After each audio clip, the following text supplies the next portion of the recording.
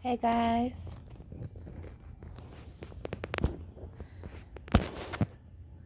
I've been down and out all day. All day. Head, back swelling, the pressure, back, face hurting, tingling, feel like pins and needles, all of that. All of that. Bad night, no sleep. I think I ended up dozing off at about 3:45 this morning, and that was a result of me taking 2 extra strength Tylenol, my migraine medicine, and Benadryl. So I over medicated myself last night just to get maybe an hour or two of sleep. I think I woke up at a little bit before 7 when the kids went to school. 1 second, guys. I'm sorry. My daughter came in the room. So yeah, um, no sleep. I had the pressure, man. When it's getting ready to rain, I know it. I know it's coming, and I'm still having pressure right now. But I've prolonged and put it off for so long. My story. When I was 19 years old, my mom had went out of town. She would always go on like a girls trip every year. And I, like typical teenagers, had some couple of girlfriends over. And we invited some guys over. This one particular guy was dating one of my girlfriends. And he brought a friend with him. And let's just call him Mike, right? So I didn't really care for him. I'm not gonna lie. But it was something to do, and my girl was there with her guy, so I entertained him. And after that night, I never talked to him again. Fast forward to a year later, I'm standing at the bus stop. I'm 20, 20 years old now. Yeah. And this guy pulls up on me, and he's like, "Hey, y'all remember me? I remember you." And I'm like, "Oh yeah." Oh, he's like, "You want to ride home?" Yeah. So I get a ride home, and he give me his number or whatever, and I'm still not that interested. But like I said, I'm young, curious. It's something to do. We started dating, going out. Everything was good. I mean, there was no harm, no foul. I was having fun with this man, so I was like, well, maybe I can hang out with him. Maybe we can date. Then I forgot what happened. Something happened. I was dating another guy too. And I don't know if he found out about this other guy or what. But he came to pick me up. This was at we had been dating for a while at this point. I'm trying to remember. With the IIH, you have short-term memory loss, so I'm trying to remember.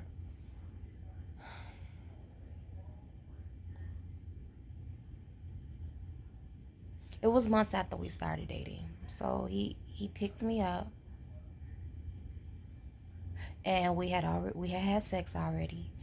Um, and I had no idea that I was pregnant by this man. And he picked me up, and I think we were supposed to go somewhere, but it was all a trick. When he picked me up and started driving off in the car, this man started beating on me. No lie, I was so shocked. I had never, ever experienced anything like this in my entire life, in my 20 years of living. Not with a man. I've never been in an abusive relationship with a man. I've seen it. Not with my mom either. I'd never seen my mom in an abusive relationship with a man. I've seen it with aunts. And I always vowed that wouldn't be me. That couldn't be me. I'm Miss Badass. I'm not taking no ass whoopings from nobody. but my mama. I was wrong. I had to beg that man to let me go, take me home. Got me home. I went straight to my room. I didn't say anything to my mom. I cried. I couldn't believe that had happened to me. The next day, we didn't have cell phones then. We had pagers and house phones. The next day, he was blowing my mama's house phone up. I think my mom was going to work. He was blowing the phone up, apologizing, saying he was sorry, wanted to do all these things for me, and me being young, dumb, and naive, and attracted to the fast life and the money and wanting everything. I fell for it, and I was right back in his web again as a part of his prey. I have endured him beating me up throughout my entire pregnancy. I was stomped while I was pregnant. I had to be about 8 months pregnant. And he stomped me. Stomped me by the front door of the house.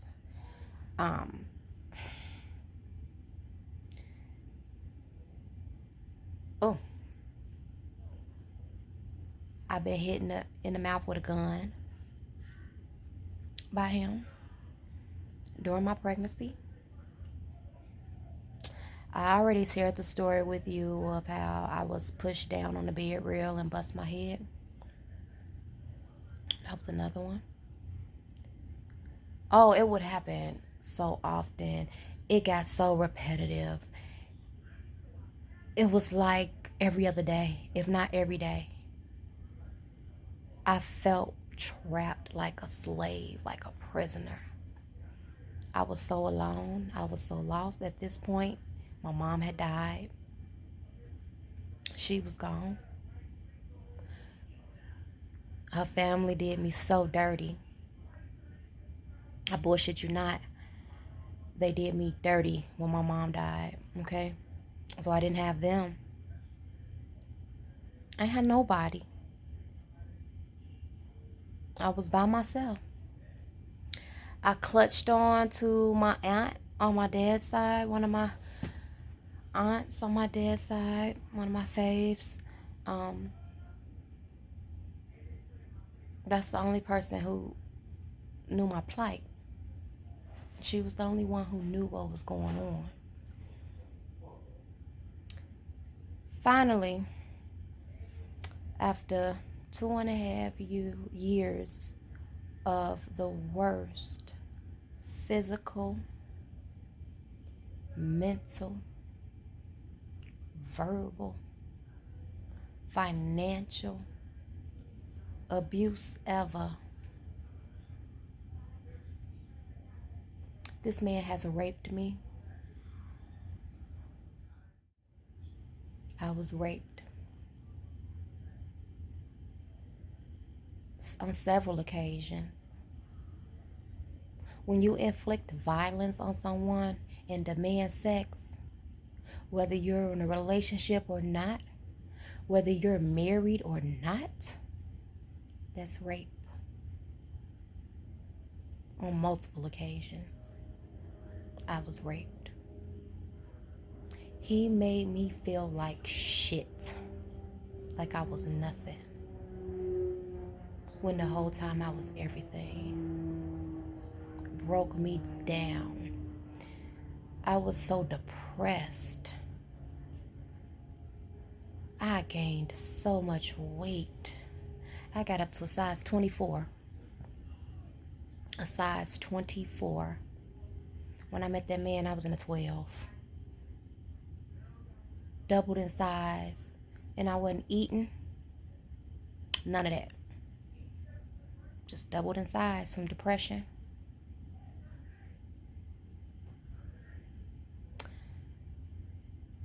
I don't know what. I just got tired. I was mentally just broken. done, I saw it. I had a premonition that I was gonna kill him, and I was gonna do life in prison, and I was ready for that. You know, I slept with a gun under my pillow every night until one day I got a phone call. My godmama called me, and she's so spiritually gifted. She said to me, and I'll never forget it. She said, Yida, baby, whatever you doing, whatever you planning, stop it. You're going to go to jail for premeditated murder for a long time. And that's what she told me. And with her words, I stopped it. And when I stopped it, I moved forward with a plan of action to take my life back. To no longer be a victim. To no longer be a punching bag. To save my children and to save myself. Had I not made this decision, I probably wouldn't be here today. I'll never forget, it was a Friday morning. We stayed in an apartment, and I sorted all the dirty clothes, and I went to the laundromat and washed up all the clothes, right? When I got home that evening, because it was an all-day thing, the clothes had piled up. There's 4 of us. So when I got home that evening, I was so tired, I didn't want to take the clothes out the bags. I left the clothes in the bags. I was like, I'm not going to take the clothes out. Everything can stay in the bags. We'll order pizza. And we'll resume tomorrow. He worked overnight. And that day before he went to work, we had a really nasty argument. And he slapped me down to the floor. I mean, damn. Do you hear me? I'm not going to even make it sound good because that man didn't slap me. He knocked the fuck out of me. He hit me so hard. I woke up in the hospital. No lie. My brother saved me. My brother ran out the house and ran to a stranger's house and said, please call the police. He gonna kill my sister. God rest his soul. My brother's dead now. I woke up in the hospital. And could barely see. The light was blinding, and the doctor came in and he was like, hello, and introduced himself to me. And he's like, I just got a few questions. And he's like, what did he hit you with? And I was like, his fist. He said, are you sure? I said, sir, that's the last thing I saw before I woke up and talking to you. He said, ma'am, that was a powerful hit. He tried to take you out. I just cried. Cried and cried and cried. I looked up. My auntie was there. And she had my babies. And I went with her. And I went back to that house in the middle of the night when he was at work, because he still took his ass to work. And all the clothes that was packed up in those bags, I packed in my vehicle. And I left. I never went back. Never turned back. Never called back. Nothing. Okay? And the man was calling me. And listen, the whole time I was gone, you would think like I had a sense of relief and I was good because I was away from the man who had abused me for the last 2.5 years. Okay? You would have thought I had some sense of relief that I was good, but I wasn't. I couldn't sleep at night. I had fears of opening my eyes at night and him standing over me getting ready to kill me. My worst fear was him suffocating me to death. I didn't sleep for a long time. I'd just be up at night watching my kids sleep. Then every man, when shit get tough and the woman decides that she can't take it no more, they want to be a daddy. I had no problem with that because I was young and full of life and I got my life back. So here, you could be a daddy. Take your child. He will come get my son for weekends. Then it turned into weeks. Then finally I was going through some hard times. I got into another relationship, got pregnant, and had a high risk pregnancy. So I wasn't able to really do a lot with my son and for my son because I was on bed rest. So I allowed him. I said, hey, you know, you're a good dad. I can't take that away from you. You are a horrible, husband, partner, but you were a good dad. So, I'm sorry. I want to know what's going on. I think the dog running up here. So where was I at?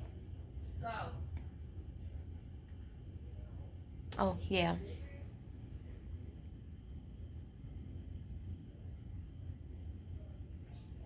I'm sorry. I'm nosy, y'all. Something going on in my house. And I'm going to be real. I just forgot what I was saying.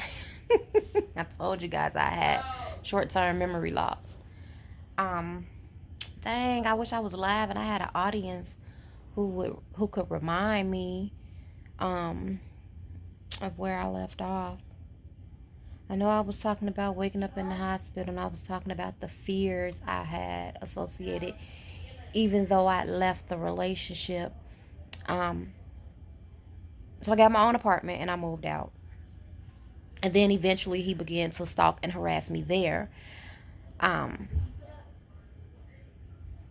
So I ended up moving in with my aunt. Yeah, I think so. No, yeah. I left that house and ended up moving in to the big house, which is the family house, my grandparents' house. Well, my aunts and uncles on my mom's side.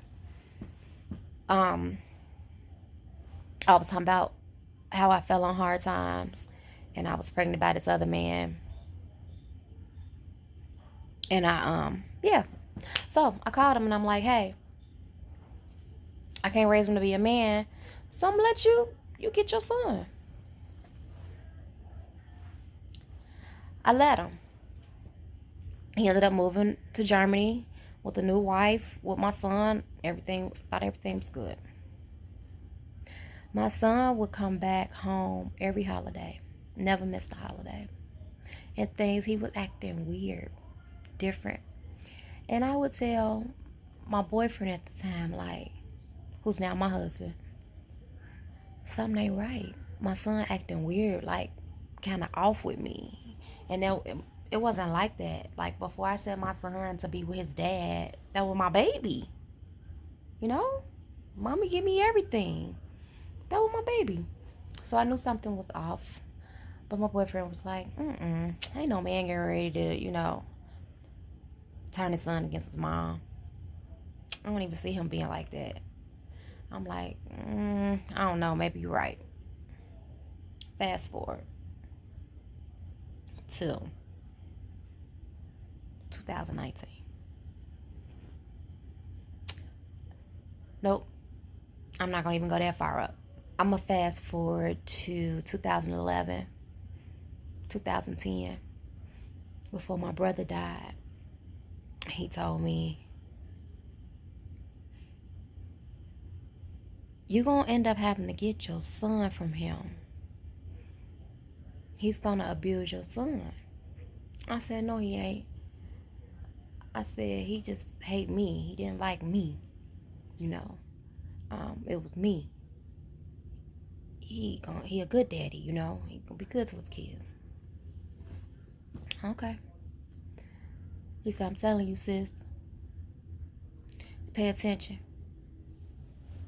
Okay. I started paying attention a little bit because when me and my brother talked, when both of us sharing, we both have the spirit of discernment. We're both empaths.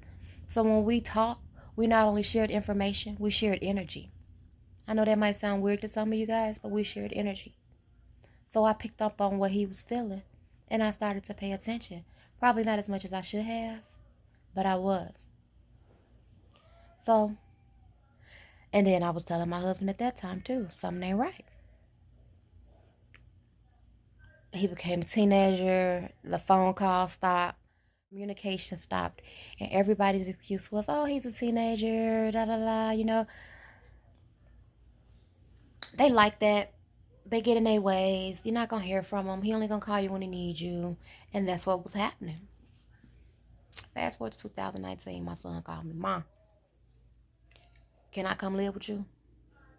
Now, mind you, for years, after my son turned maybe, I think, 13,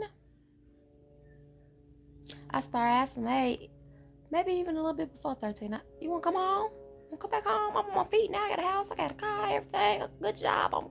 I'm winning. He would always say no. No. I don't want to come. I want to stay with my daddy. Cool. I ain't going to interfere with his son and his father. So 2019, he had graduated and everything. I set him out. I paid for prom, paid for graduation, everything. Went back and forth, everything, okay? At this time, they were in Tennessee. They didn't have to pay for shit. So when he called me and asked me to come stay with me, of course, music to my ears. I've been wanting this for years. Come on, let's go. What you need? I need a plane ticket. I need a suitcase. Why you need a suitcase? Your daddy ain't got no suitcase? I gotta get away from him. I need to leave ASAP. And me being the mother that I am, paid $300 for a one-way ticket for him to get here. He get here, he get off that plane. I see a whole like dark spirit on my child. It don't even look like him. He was good for the first couple of months, but then I saw a whole nother side of him. And a little disrespect came with it. And anybody know me? I don't do disrespect. Not with my kids, not with your kids, not with their kids, not with anybody. So the disrespect, of course, made me react in a violent way.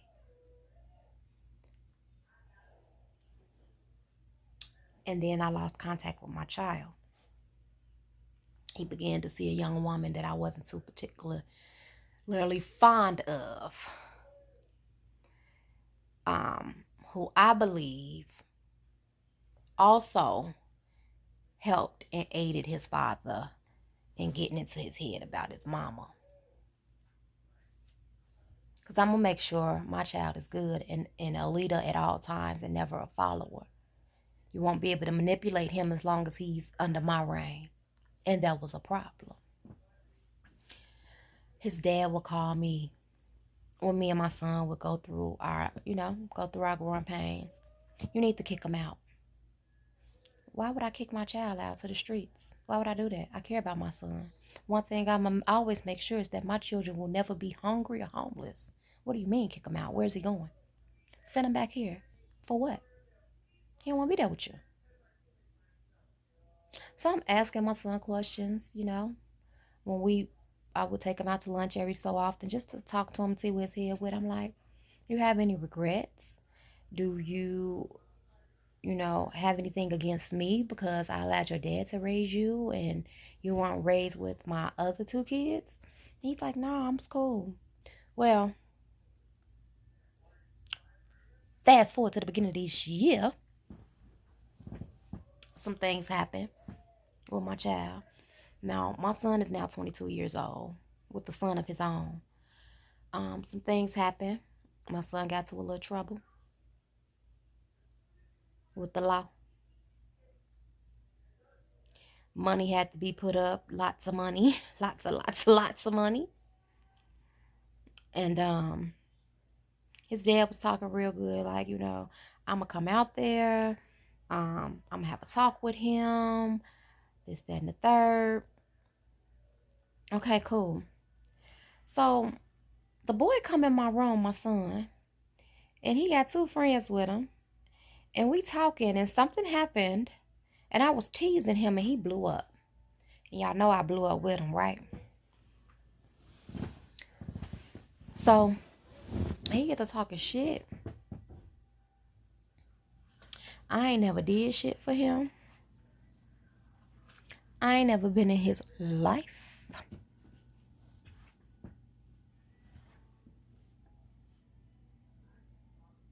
Y'all hear me? His daddy took him from me at the age of 2 out of a dope house.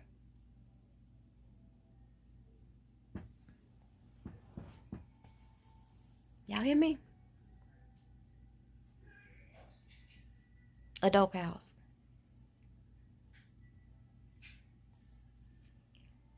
My heart hit the fucking floor. The fucking floor.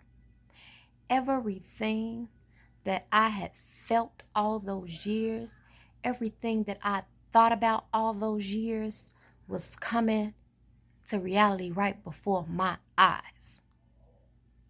Right in front of my damn face.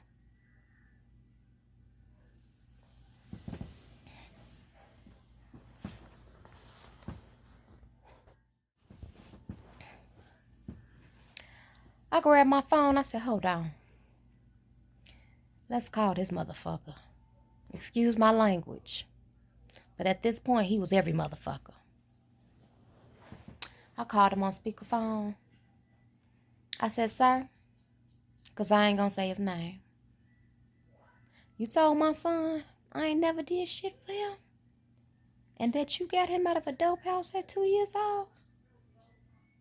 He said, now come on now. You know your son's a motherfucking liar. And the boy was standing right there, and it was on speakerphone, and the boy went crazy. He said, I'm a lie. I'm a lie. All the shit you used to tell me about my mama, that my mama don't do nothing for me, that I didn't have no mama. And if he watching or listening, motherfucker, if it wasn't for me, my son wouldn't have had shit. Because I bought everything. The Apple Watch, the iPads, the iPhones. I bought everything. I just found out this bum-ass nigga had my child stand from pillar to post. They ain't never had their own crib until he got with his new girlfriend. I never knew this. I'm sending you money, nigga. I'm paying car insurance. You double dipping. You getting car insurance for me and out my son paycheck from his job. You bum.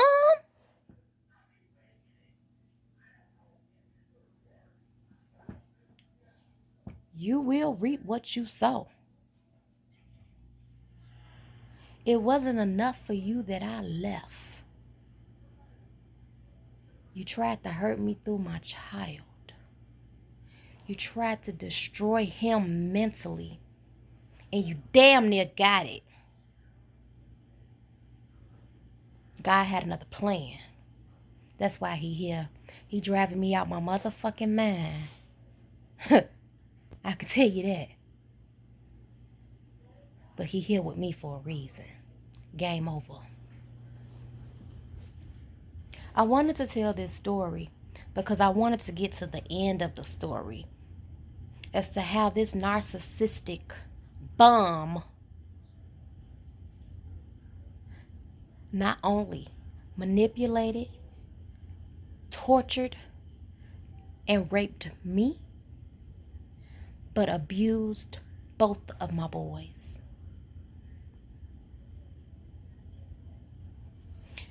May not have put your hands on my child, but you messed his head up.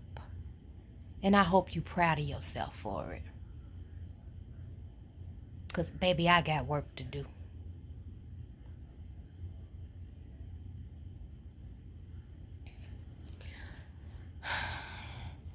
Anybody out there who's listening to me, who's watching me, who's following me,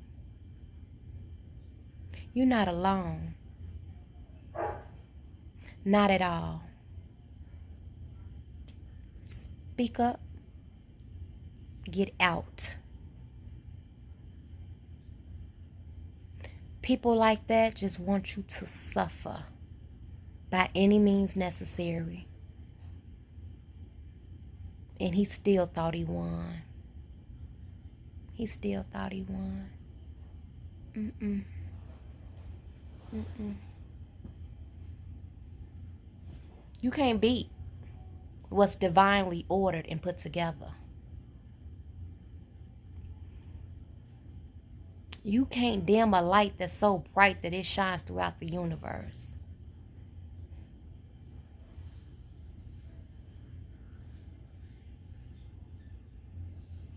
I survived. I survived.